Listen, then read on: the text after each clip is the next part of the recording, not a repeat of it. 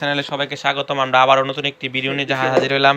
China inverter charger, এটাকে বলে China inverter charger. দেখেন এটা হচ্ছে আপনার 1000 ওয়াট, ঠিক আছে। এটা হচ্ছে আপনার এসি লাইন দিলে লাল বাতি জ্বলে, ঠিক আছে। এটা যে ওয়াইএলকে দিয়ে কিন্তু মানে এটা ঠিক করা সম্ভব, ঠিক আছে।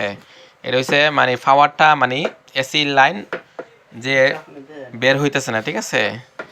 ডিসি দিয়ে এসিটা লাইন মানে কারেন্ট বাইর হইতেছে না, এটা হচ্ছে পাওয়ারটা কেটে গেছে, মানে কাস্টমার এটা নিয়েছে, মানে ভিতরে কিন্তু পুরা গন্ধ করতেছে, ঠিক আছে। ইতিমধ্যে আমরা এটা এখন চেক করব ভিতরে যে ওয়াইএলকে দিয়ে এটা কি সমস্যা সমাধান করা যায় কিনা।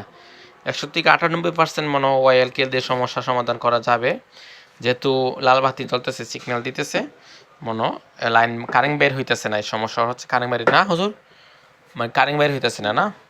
এটা হচ্ছে কারেন্ট বের হইতেছে না। আমরা এটা হলে A to Z ভাবে দেখাবো, মানে কিভাবে শর্টটা হয়েছে, মানে নেগেটিভ যে উল্টা লাগছিল এরকম হয়েছে, সব ঠিক আছে। মানে লাইন বাইরে না দিকে পরে হুললে তুমি লাগাইছিলা, লাগাইছে পরে তে লাইনটা কি ঘুরে আছে কিনা তুমি চেক করে নেয় না। ঠিক আছে, উল্টা সব ঠিক আছে, তাহলে পাওয়ারটাই কেটে গেছে, বুঝছো না। এই যে একটা পাওয়ার আছে, এটা ওয়াইএল কে দিয়ে মানে এখন যদি এসি লাইন দিয়ে তাহলে কি মানে বাতি ধরবো? হলুদ বাতিটা ধরে, লাল ধরে না। হলুদ লাল তো ব্যাটারি কালেকশন না করলে লাল ধরবো না তো, মানে হলুদটা ধরবো, ব্যাটারি যখন চার্জ হবে তখন লালটা ধরবো, এর আগে ধরতো না। কি লাল ব্যাটারি লাইন দিয়ে দেখছো তুমি?